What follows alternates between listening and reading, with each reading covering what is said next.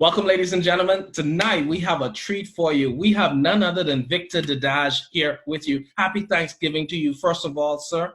Victor is a lifelong New Yorker, born and raised in the Bronx. Victor learned the importance of believing in himself and obviously believing in other people as well. He met his first mentor on the basketball courts of New York. Victor is a certified Canfield trainer in the Success Principles, the author of the book, You Can Become Successful, co-author of Success Breakthroughs, also with Jack Canfield, and he co-authored with Mark Hoverson, that is, on the $1 Million Day. He has built businesses in affiliate marketing, network marketing. He has digital products as well as paid advertising and e-commerce. Victor believes that the more people you serve and help become successful, the more you'll become successful as well. It's such a pleasure to have you on Eliot Kelly TV, Victor. Thank you, Ellie. Great to be here. Good. Happy Thanksgiving again to you. I know it's Thank a you. good season for you. You're eating all that nice grub down there in New York. What's the weather like down there? Weather's actually nice for this time of the year.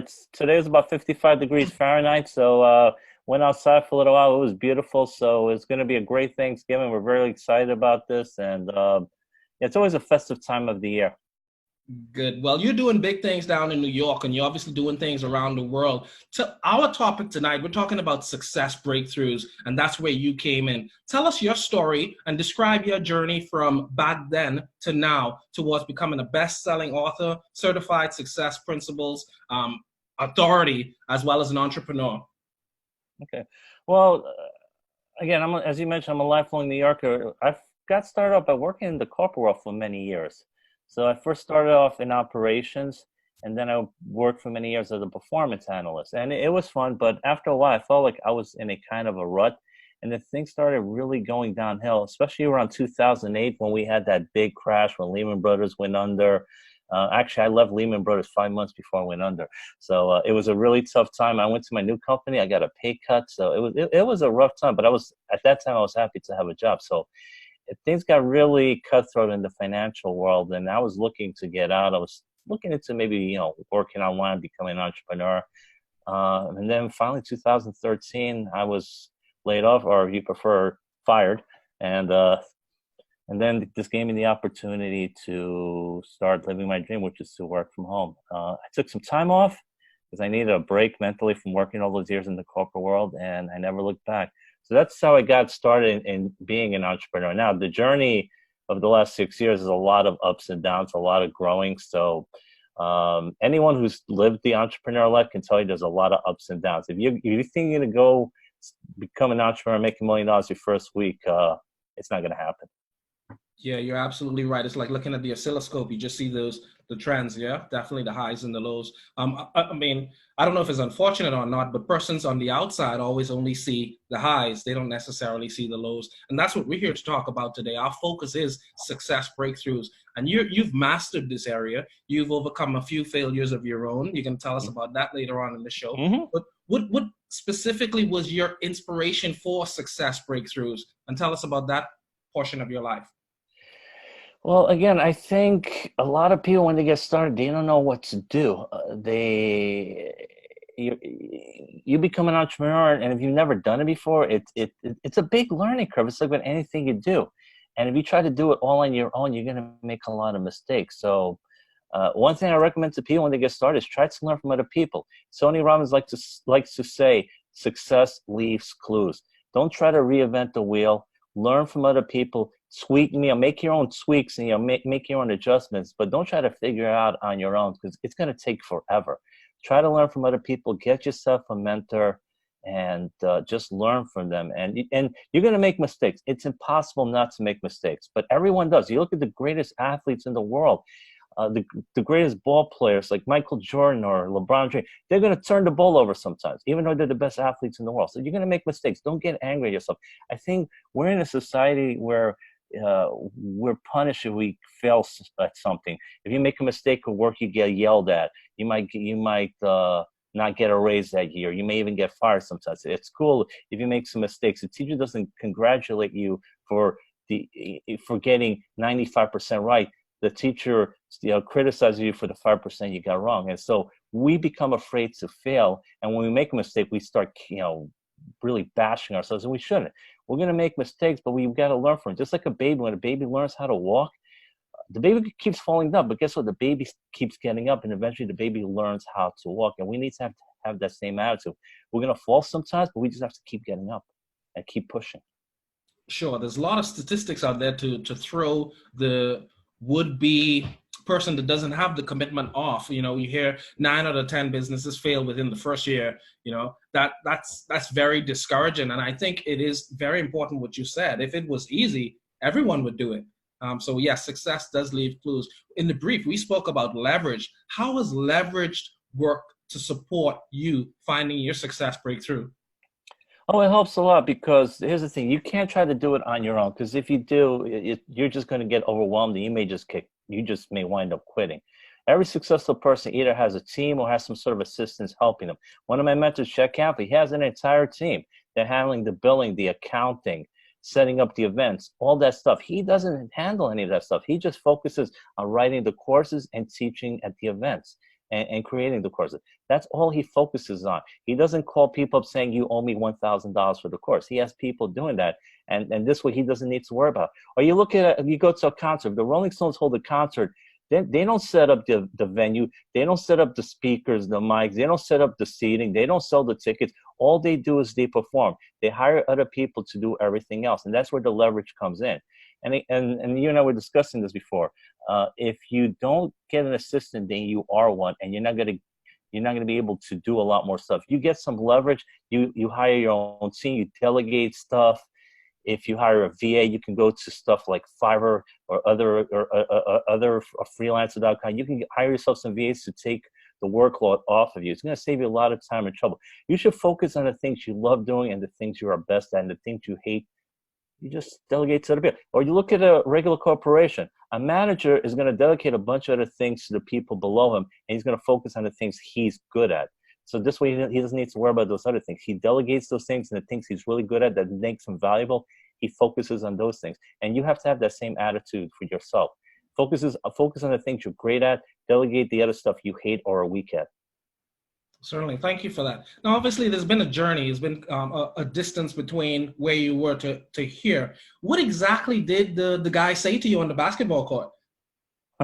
Well, the first guy, when I was a teenager, I was very inconsistent. I always had some talent, but I didn't always have the confidence. I didn't always believe in myself. And that was probably my first lesson about mindset, which I think is extremely important. A lot of people do not take it seriously enough. They just want to learn the technical stuff. But the thing is, if you don't believe in yourself, you're not going to take the action to do the things you need to do. So I would be very inconsistent. Some games I'd shoot the ball really well, and other times I would shoot it really badly. And it was because I was scared sometimes. And this guy would just say to me, yo, shoot the ball. He said, shoot it, superstar. Shoot it, superstar. He kept calling me superstar. After a while, I started believing that. I was like, wow, I'm pretty good. And he's just like, just believe yourself. Keep shooting it. It's going to go in. You know, it may not go in every time, but if you don't shoot, it's not going to go in. Just keep shooting the ball. You're a good player, and you can definitely do it. And he just encouraged me to keep shooting it, to believe in myself. And as a result, I started believing in myself more, and I started to become a better basketball player because my confidence grew because he believed in me. So sometimes you just need someone else to believe in you, and it can make a big difference in your life. So I try, as a result of that experience, I try to help others believe in themselves because I know how much it helped me. So sometimes I'll come across someone who I can tell is pretty talented, but they lack that confidence, that mindset, that belief in themselves. So I try to make them believe in themselves, realize that they have the ability to do great things. Sure, thank you for that. And then we're not giving any Pollyanna type, scenarios here. These are very practical things. Things are going to be up sometimes, and things are going to be down. Victor, I know we share something in common. You lost your father in your 30s. Tell us about that period for you and how you were able to kind of pull yourself out of that. Yeah, it took some time. That's one of the things. You don't fully get over losing someone who's very close to you and dear to you. You have to grieve. I would say don't try to avoid grief. Just let it out sometimes. I wouldn't say grief 24 hours a day. You have to do your normal things. You have to do your work. And if it's really hitting you hard, what I did was I went to a bereavement group. The bereavement groups really helped me at that time because my dad's death really hit me hard. Don't be afraid to ask for help. I think sometimes in the society, we're not encouraged to ask for, especially men. Men are supposed to be strong, and we're Yeah. not supposed to appear to be weak. Women can cry, it's all right, but it's harder for men. So sometimes you go to some of these groups, you see not that many men, you see a lot more women because they're more likely to go. But I would say that helped me out a lot, and I was surrounded by people who were feeling the same way I was. They were overwhelmed with grief. They were having crazy thoughts. They were being overwhelmed at, and I realized I wasn't crazy because everyone else is feeling the same way I do. Mhm. So it was great being around people who are going through the same circumstances you are. So, but one positive that came out of it was, after losing my dad, I felt more sympathy and empathy for other people when they lose someone. So I could tell them I understand, and I know I don't say, oh, he's in heaven, he feels everything is good, just get over it. I just put my arm around him and say, I'm really sorry for your loss. Yeah. If you need to talk, I'm there for you. Because when a person's going through pain, just saying those kind of things, just saying, oh yeah, he's in a better place. I mean, hopefully he's in a better place, but you really need to show him that you care. A hug helps, or just tell him, I'm really sorry, I'm there for you. Give him a hug. Those kind of little things, or just maybe give them a call every once in a while just to check up on them, just to show them that you care. Don't try to give them advice. Just show them that you're there for them. That's the best thing for someone who's just lost someone really dear to them. Thank you. I've found it to be all about discretion as well. Like you say, sometimes you may need to give that person a bit more space. Other times you can see where they're reaching out. Then obviously you're saying to extend some sort of sympathies as well. We had one guy in the office, a next gentleman had lost his dad, and I don't know, knee-jerk reaction, his knee-jerk response was, it could be worse. Yeah. And that's probably not what the gentleman wanted to hear at that particular time. So yes, be mindful of what we say. Yeah, I had people that said to me, "Be a man, stop crying," and I wanted to smack them. Wow. Yeah, I had a few people say that, so I was like, that was weird. I was like, that's not what I made there. So yeah, so sometimes you need to have some discretion. Just if they're crying, just let them cry. It's if you've never been in their shoes, you should not judge them. Yeah. Yeah, and I can tell you, and I can say that before I lost my dad, I would feel bad for people who lost someone, but I didn't understand the pain they went through until it happened to me. And then recently, about a year and a half ago, I lost my oldest brother. So it's that's thank you. So you deal with these tragedies, unfortunately. It's a part of life. So you miss them, but at the same time, you have to live your own life and move on. But you still grieve over them. I still grieve over my brother. I miss him every single day, and I still miss my dad after all these years. When you lose someone that you don't ever fully get over it, you have some pain, but you learn to live with it, and you move on and you live your life. That's correct. Your dad and your brother would be very proud of you, Victor. Thank you. You've been working with some serious power players. In particular, you've been working with Jack Canfield a lot recently. Direct relationship. Tell us about that experience, that walk towards. You've just got an honorary on stage. I don't want to steal your thunder. Tell us more about your award and the entire process. Well, I first met him a little over 3 years ago because I've always been a big fan of his. I remember reading the Chicken Soup for the Soul book back in the 90s, and I read a bunch of his other books like The Success Principles, The Power of Focus, The Atlanta Factor, and I really enjoyed his writings. And I actually visualized meeting him one day, and lo and behold, I saw on Facebook he was holding an event near New York in New Jersey. So I said, I got to go to that event. I signed up VIP. I met him. I took some pictures with him. He was just very friendly, very outgoing, very approachable. And not everyone's like that. There's some successful people. It's like trying to shake hands with the president. It's really hard. They have all these people surrounding them. Like they won't let you get anywhere near him. Yes. But with Jack, you can go straight up to him. He'll shake hands. He'll take pictures. I was really impressed, and I met his entire team. They were all very nice. And from that day, I signed up for another event of his called Breakthrough to Success, which is a 5-day event. And I signed up for some other trainings of his, something called Train to Train Online. And then I signed up for his Train to Trainer Live, which is to be fully certified by him, which was a really great experience. And just each time, just meeting him and his team, they really care about teaching people and helping people out. And I could just say you pay money to, and you pay a pretty good amount of money to be certified, but they really put in the time and effort to make sure they give you everything. Value. So they give you a lot of value. They spend a lot of time. They'll stay late. and they make you work on these presentations. It's to really get you out of your comfort zone. That's one of the big things that stop people is the comfort zone. And they try to make sure they get you out of that comfort zone, doing these things, which once you start doing them, it's going to help you so much in your career. So it's just been really great dealing with them. And then, I was in a book with him last year called Success Breakthroughs. We just came out, and it was became a bestseller. And then there was an event in Hollywood last year in which we all got an award for those of us in the book for being best-selling authors. So it was a great experience. We got a little video of us being interviewed there. So it was a great experience. I loved it. Wore my tux. So it was, I had a great time there. And I just, working with Jack is great. He's one of the nicest people you'll ever meet. And he's really one of the best success teachers out there. Sure. I think one of the things, and that's great as well, one of the things I have found with working with other entrepreneurs, successful writers, publishers, and people are just doing it, like Jack Canfield, is that they raise your bar. So if you think that you're doing enough and you spend the day with these guys, you're like, oh, I gotta up my game, Mm-hmm. and I think that's really important. When you tend to hang around, as they say, chickens, then you don't get that same sort of pull factor as hanging with eagles. So thank you for that. What was the most challenging part of you writing that book?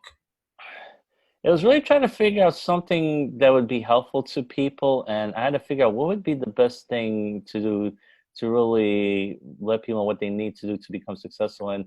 And I eventually decided it was actually Jack's first success principle, which was take 100% responsibility for your life.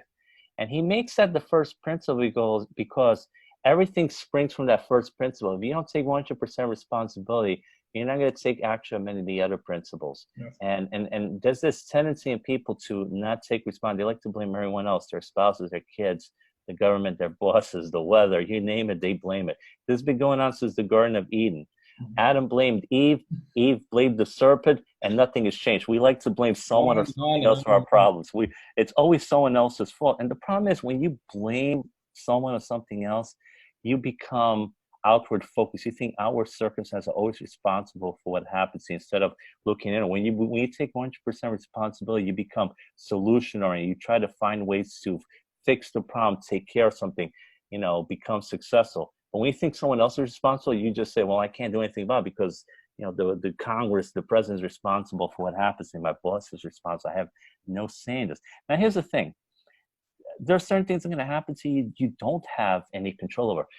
But what you do have control over is your response to the situation. So Jack teaches an equation, E plus R equals O, which translates into event plus the response gives you the outcome. So a lot of people think it's just solely the event, but it's not just that, it's how you respond, which is why some people can grow up in the same era. Some people can grow up in the inner city misery, and they can have two different outcomes. One person changes his mindset and becomes very successful, even though he grew up very poor in a bad situation, when the other person just has a poor mindset saying, I can't do anything about it, and never tries to make his situation better.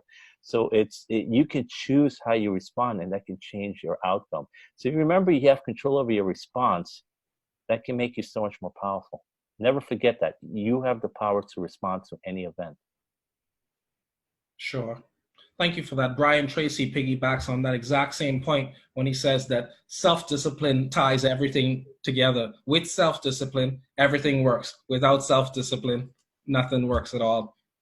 Absolutely. He has a great book, No Excuses, which is similar to what Jack teaches. He teaches, pretty much the same thing. Yeah. Brian's also one of the great teachers out there. He's probably the best guy in terms of writing about goal achievement. Brian's awesome.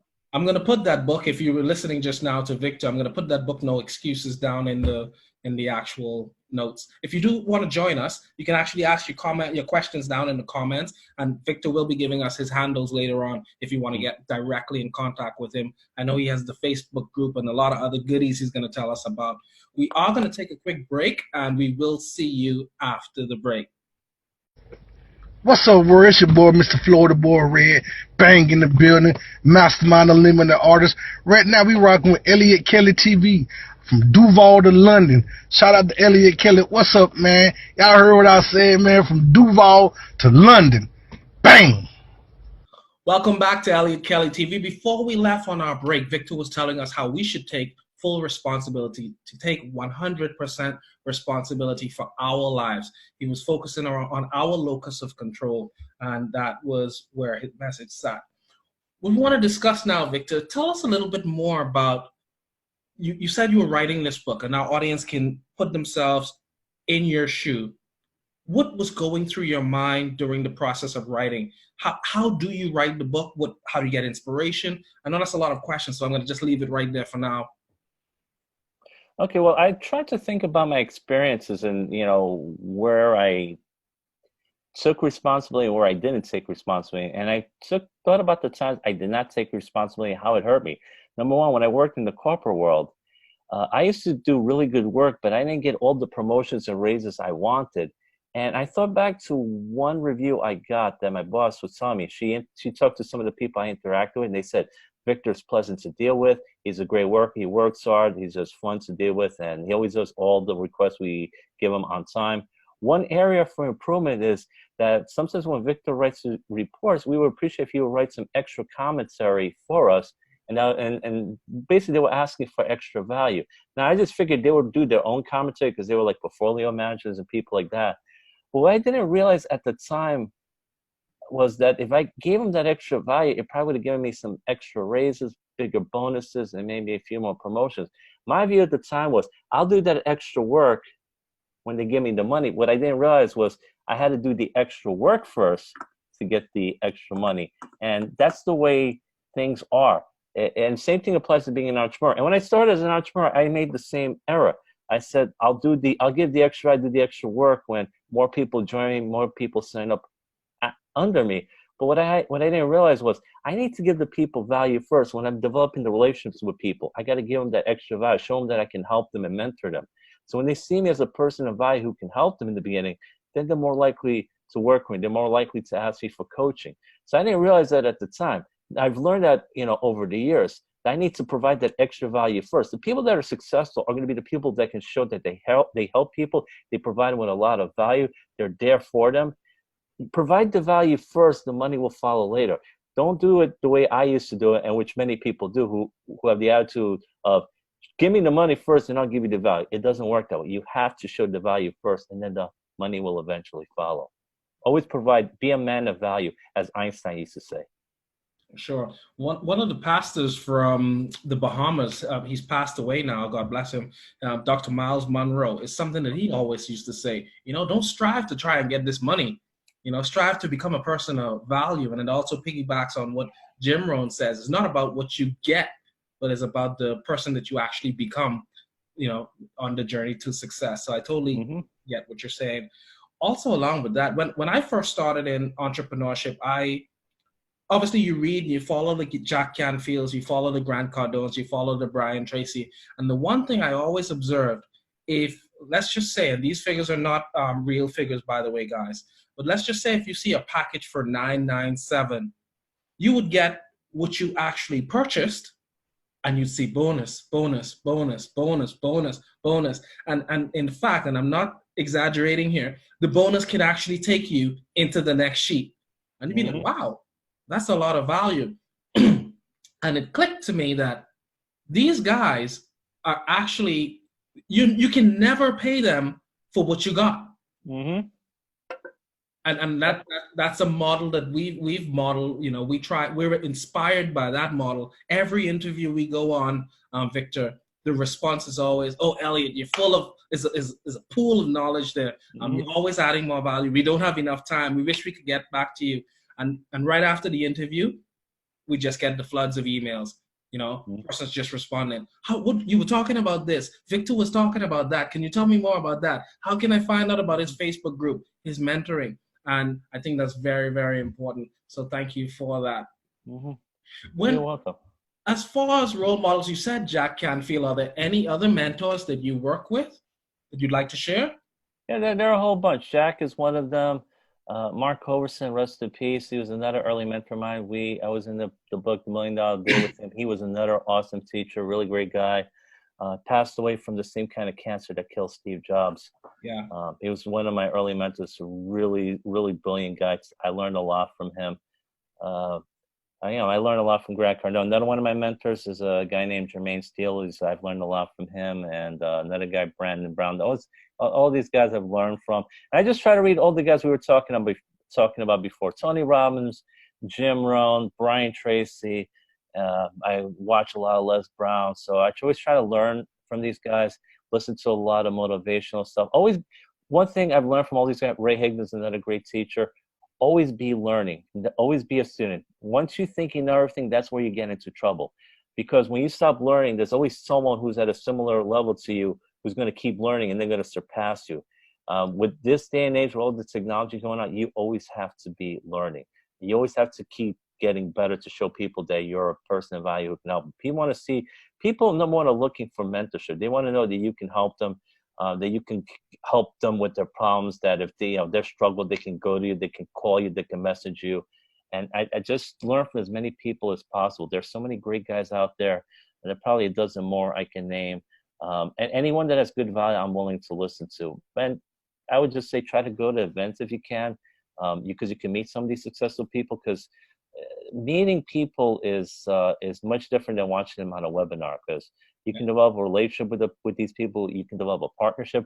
I've gone to events where I've seen people learn a couple of things from someone at an event that just totally changed their business. Yes. And rocketed them to 6 figures, sometimes even 7 figures. And that would never have happened just listening to a webinar. Because when you meet someone and they like you, they're willing to share some of their secrets with you. Sure. As we keep our focus on success breakthroughs, and you brought in that point of networking, then give us an example of when you've networked with someone and you were able to co-create. Well, like I said, if I never met Jack, I would never have been in the book with him. Yeah. I went to the event with him. And honestly, I went to that event 3 years ago. I just wanted to meet him. I had no idea I was going to be in these events with him. I'd be in a book with him one day. I'd be certified by him. That was not part of the plan. The plan was just to meet him, but I was just so impressed with him. If I never met him, none of this would have happened. So that's just one example. It's, and I was in a book with Mark Overson. My very first event, it was hosted by him in a place right outside San Diego called Pine Tree Valley. It was about April 2014. And I made a lot of friends, a lot of connections from that event, because I was brand new to being an entrepreneur, working online. And I had to get out of my comfort zone because I pretty much knew no one. And I made so many friendships. And now, I'm still Facebook friends with many of those people today. And I've met so many friends through those friends, all because I went to that event. And that would not have happened had I not gone to that event. So I've developed a lot of friendships and relationships that have been really beneficial to me in business, all because I got out of my comfort zone and had the courage to go to that event. So I would just say to people, if you belong to a certain company, say you're in a network marketing company, and they're hosting an event and you're not sure whether to go or not, I would say try it, go for it, because you just don't know what may happen. You might learn a couple of things there. You might meet one of those successful people that might teach you a thing or two. You might develop a relationship or a partnership with someone. You just don't know. If you don't go, it won't happen. That's correct. Thank you for that. We're going to drop a quick quote. The most important thing is to enjoy your life, to be happy. It's all that matters. And that's by Audrey Hepburn. Tell us about a time when you've experienced quote unquote failure, Victor. My first couple of years being online, I experienced a lot of failure because, number one, I really didn't have any real mentors except maybe Mark in the beginning, but it was more later on. My first few months, I was trying to do everything on my own, and I did everything wrong. Number one, I was focused solely on recruiting people. I really was not focusing on relationships, and that was one of the biggest mistakes I made. I did not focus on the relationships and the friendships. And you really have to build relationships with people, because that's where all relationships is a key part of this business. And people can tell you are just focused solely on recruiting, and people are not stupid. There's a saying, people don't care about how much you know until they know how much you care. So once I changed my focus and I started focusing on them as people and focusing on showing how I can help them, wanting the best for them, I'll talk to people sometimes, and sometimes I realize I can't help these people, or we're not meant to be together. And I'll say that to them because it's not fair to either one of us. They should be with someone who can really help them. And frankly, I don't work with certain people because certain people are not good prospects to work with. And you can't do it solely for the money, because some prospects are not, they're going to cause you a lot of grief and heartache. and it's not worth the money you get from them. So you got to think about those kind of things. I was spamming people. I was just sending my unsolicited links, and you just can't do that. It's like going up to a woman you just met like 2 minutes ago and asking her to marry you. She's gonna say no because she doesn't know you, and a person who doesn't know you is not gonna join your company because you sent unsolicited spam link. So that's the thing I needed to learn. So yeah, and the other thing, the other mistake I made at the beginning was I joined like 5 companies at once. So, you know, because I had shiny object syndrome. And the problem with that, especially when you're a beginner, you don't know what you're doing, is instead of having multiple streams of income, you have multiple streams of debt because you're paying for all these companies, but you're making money in none of them because you're so overwhelmed. You don't know what to do in each company. So you wind up doing nothing. You have paralysis analysis. So I would just say if you're starting off, focus is important. Focus on one income stream at a time. Focus on one company. You can add a second stream later on. I believe in multiple streams of income, but when you're starting off, focus on one stream at a time. If you try to do 4 or 5 at once, you're going to fail in all of them. And that's what I did in the beginning. Thank you, Victor. I think a lot of persons get confused. I did at one point when I first joined network marketing. I first started training and coaching. You know, I was just sending out the links, because the instructions that you get sometime are coming from an unhealthy place as well. Because if someone tells you, how many contacts do you have? You say 200. You say, okay, write out a list of the contacts. Okay, you write out the list of the contacts. Now hit them. You actually follow those instructions. But that is not the way forward. It is about creating relationships. It is about adding value first. Even in an agrarian society, that's the way things work. We would put things into the soil, and then there would be a gestation period, and then obviously we'll have some sort of fruit. So thank you for that. Just to drop that's a great point you just made, because when we were in agrarian society, we realized you had to, you plant it, you cultivate it, then you harvest it. Now, because we're in an age of instant gratification, a lot of people just want to plant and then harvest it. They forget you have to cultivate, you have to take care of it, nurture it for like 6 months. People want to join a company and then make $10,000 2 days later, but you need to, do the work in the company first, and then the payoff comes. So this day of instant gratification also has changed the way people expect things to work in online marketing. Sure. Just for clarification to our audience, we're not we're not anti-network marketing. I'm totally not anti-network marketing, because I believe the fundamentals of network marketing are pure. You have persons that train on a professional level, like Eric Worre, who I can speak for as a personal friend. But then somewhere along the line, that information gets diluted. What we're asking you to is, try and get that information from the top. Secondly, excuse me, if you're following persons like the Warren Buffetts out there, the Richard Bransons, and you hear them throwing around this catch term, diversify, diversify, diversify, you will have to analyze your stage in the investment process and their stage as well. You may not have the portfolio that they have. You're just starting out. So you do need to have that one thing, as Gary Keller says. You do need to focus on that one thing. So thank you for that, Victor. Just the next quote here, we have: successful people are not better than everyone. This is your quote, Victor. Successful people are not better than everyone. They are just willing to do more than the rest. And I love that. Yeah, and you have to do that little extra thing that separates you from everyone else. Jeff Olson wrote a book called The Slight Edge a number of years ago. And he says what differentiates a lot of successful people from everyone else is not that they're 100 times better. They're just a little bit better than everyone else. So in American baseball, the difference between a 300 hitter and a 250 hitter is the 300 hitter gets one extra hit every 20 at-bats compared to the 250 hitter.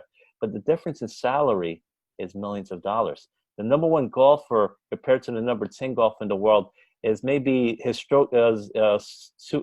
number of strokes is about 2.5% less, not that much less, and he makes millions of dollars more.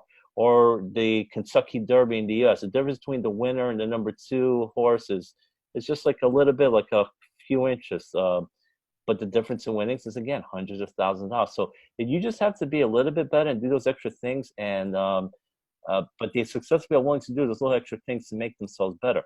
We were talking about sports. The great athletes, what they would do is they would spend an extra hour shooting baskets or shooting foul shots. They would be the first one in and the last one out. And the same thing with entrepreneurs. people see these guys making 100,000 a month, but what you don't see is these guys are staying up sometimes till 3, 4 o'clock in the morning, learning, reading books, uh, mastering funnels, mastering webinars, mastering whatever they need to do to get by, to become better. And because they're willing to do that. And again, and a big problem is so many people are addicted to the comfort zone. They're not happy with where they are, but they're comfortable. They know what to expect. So that's why sometimes they stay at a job they don't like, but they know what to expect. They fear the unknown. Or they might be dating someone they're very unhappy with. They're complaining about them all the time, yet they won't leave them because they're afraid of being alone. Yeah. But sometimes you have to get out of that comfort zone. And part of it's your belief system. You're afraid you can't find anything better. But you have to try those different things that'll get you ahead of everything else. Here's the thing. If you do what everyone else does, you'll have the same results they have, which is average results. The people who get the super results, the extraordinary results, they're willing to go that extra mile. They're willing to do that. They're willing to give the extra service, the extra value to the people. You got to focus on serving your client, doing what's best for them, listening to them. You focus on how can I help this person? And there's a saying, when you learn how to serve well, you will earn well. So it's really putting in the time and the effort. It's not some magic formula. It's really working on your personal development. That's why sometimes you'll see millionaires who lose it all, get it back in a couple of years because they've developed themselves. It's like what Jim Rohn says, work hard on yourself than on your job. If you work hard on your job, you can make a living. But if you work hard on yourself, you can make a fortune. And when you really work on yourself, you develop yourself, you have that strong foundation, you will attain a lot of success. You really have to do that stuff, do the uncomfortable stuff, because there's a saying, if you do what's comfortable, you'll have a life that later that's uncomfortable. If you do the things that are uncomfortable now, you're going to have a life that's comfortable later. Thank you. I found out that you're a Beatles fan. What's your favorite Beatles track? Oh, there's just so many of them. I just can't focus on one because these guys did about 200 songs. You know, I'm a fan of their early stuff. Like I Want to Hold Your Hand, She Loves You, From Me to You, All My Loving. Those early songs help. You know, I Feel Fine. So, you know, Can't Buy Me. I like a lot of their early stuff. I like the later stuff too, but I'm a fan more of the other stuff. I like the song because their early stuff, they sang more as a group. Like you have a lot of those duets between John and Paul. So I just like the harmonies I thought were better in the beginning. So I loved their harmonies. I just thought their duets was just amazing. So yeah, I've been a lifelong Beatles fan ever since I was a little kid, and I never get tired of listening to them. So when I meet a Beatles fan, oh man, we can just talk for hours. Certainly. You rock. You totally rock. Now, you had an experience that I'd like you to share with our audience. Tell us a little bit more. You did a business lottery, a business card lottery, and you actually, well, I don't want to steal it again. Tell us more about how that worked and the reward you got at the end. I mean, my old company, yeah. So here's the other thing. Sometimes people think like, why should I do anything? I have no shot of winning. And I thought, I used to sometimes think that way.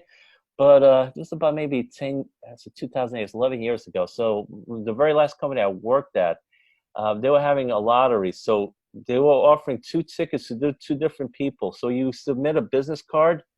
And if you've done a couple other extra things, you could submit an extra business card. But I only had 1 to submit. Other people submitted 2 or 3. And so 2 people won tickets to go anywhere around the world where they wanted to go. So one guy won. He went with his wife. I forgot where they went. I think Hawaii. I won. I was the other one. I was shocked. I figured I had no shot whatsoever. And then I heard my name announced. I was saying, wow. And the thing is, I almost did not submit my card.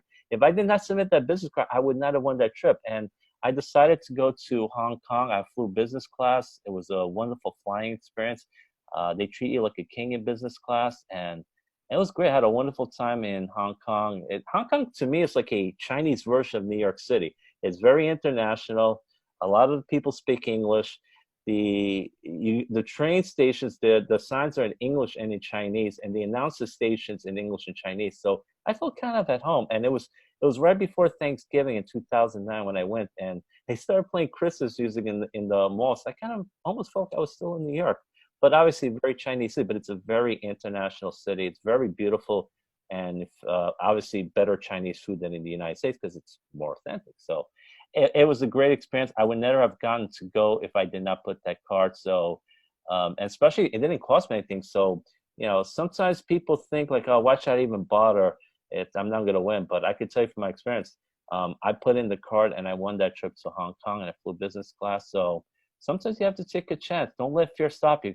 Because remember, we're only born with two fears, the fear of falling and the fear of loud noises. All other fears are learned.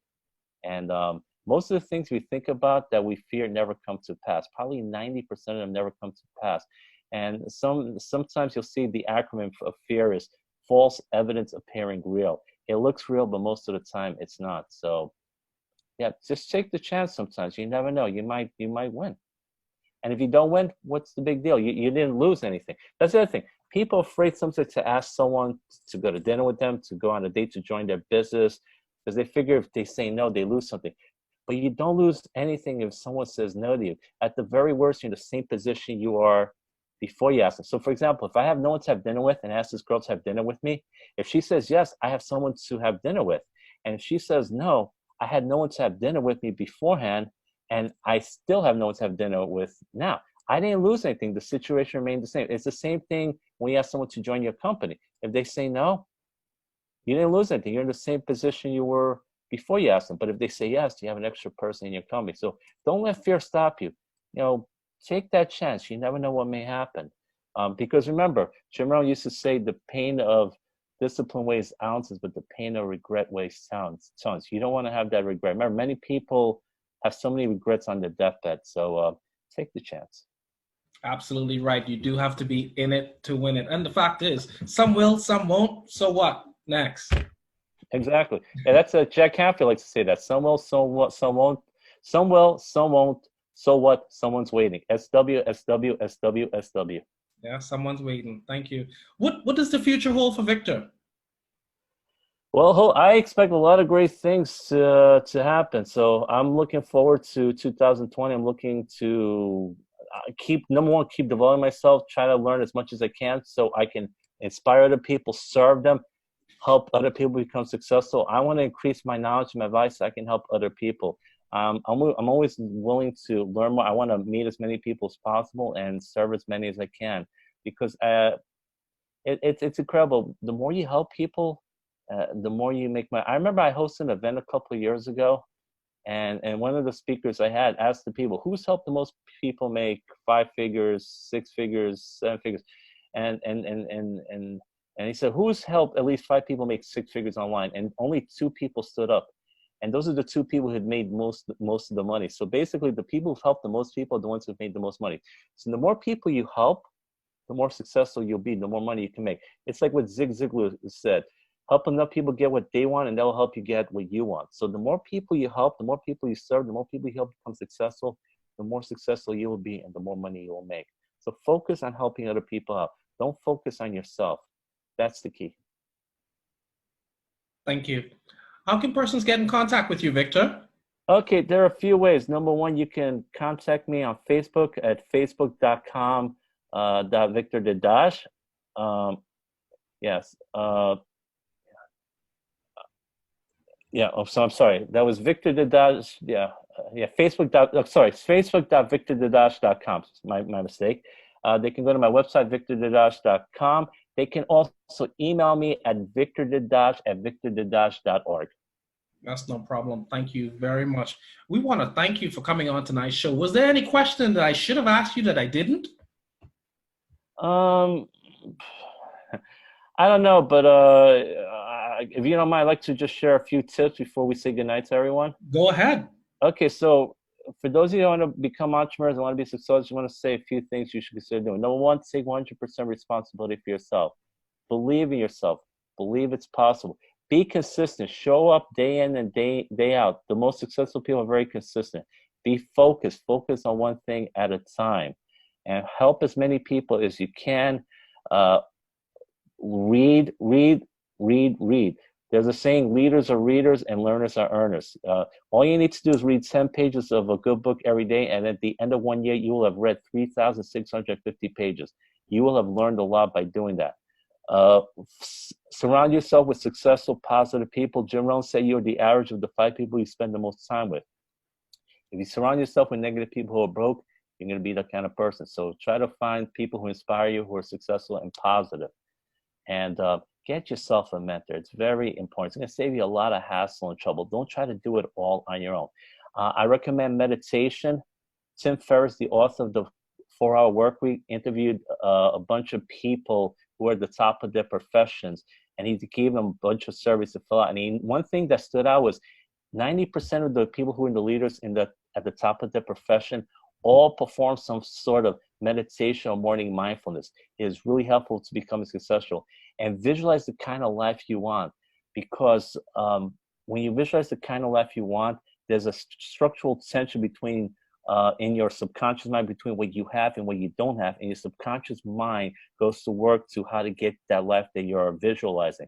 Because here's the thing, your subconscious mind is so much stronger than your conscious mind. Most of your work is done in your subconscious mind. One of the reasons why people don't succeed is because there's a lot of negativity in your subconscious mind. So you got to focus on changing that. So that's why visualizing a great life, whatever you want, whether you want to have a nice car, a mansion, a swimming pool, whatever you imagine success to be, visualize the kind of life in your mind every single day. Do it for about 10 or 15 minutes. So visualization and meditation are extremely important to your life. And the last thing I will just say, the most important times of the day to focus on your subconscious mind is early in the morning and late at night, because that's when your subconscious mind is the most impressionable. Because early in the morning, you just woke up, so you're not fully awake. And so you feed a good positive messages, it's going to sink into your subconscious mind. And the last 45 minutes of the day before you go to sleep, again, it's going to, whatever happens in that last hour of the day is going to replay up to 6 times as much as the events during the rest of the day. So that's why sometimes when you cram for an exam, it can be successful. Or sometimes when you watch a horror movie right before you go to sleep, you sometimes have nightmares. So if you watch something very positive, a motivational video from Tony Robbins or Grant Cardone, it's great to have that right before you go to sleep, or you read some great book from say Jim Rohn or Brian Tracy or Jack Canfield. Do that kind of stuff right before you go to bed. It's going to change your subconscious mind. You're going to be much more positive, inspired, and you're going to be a much more effective and successful person. Thank you for that, Victor. Thank you very much. We want to take this opportunity to thank all of our audience, obviously yourself, Victor, and your family who gave us a little pass to have you on the show tonight, your team back there in New York and internationally. We'd like to thank our sponsors, Buy My House Bahamas, who've actually sponsored tonight's show. If you want to get in contact with Victor, you can follow him on his handles. We will have the information down in the actual comments for you. If you want to get in contact with myself, you know how to do that. Thank you so much. I do have a quick quote for you. The most common way people give up their power is by thinking they don't have any. Never lose your passion. Thank you and good night. Good night. Hey, what's up, y'all? It's the girl Wendy, Miss What You Know About It from the Bahamas, and you are watching Eliot Kelly TV.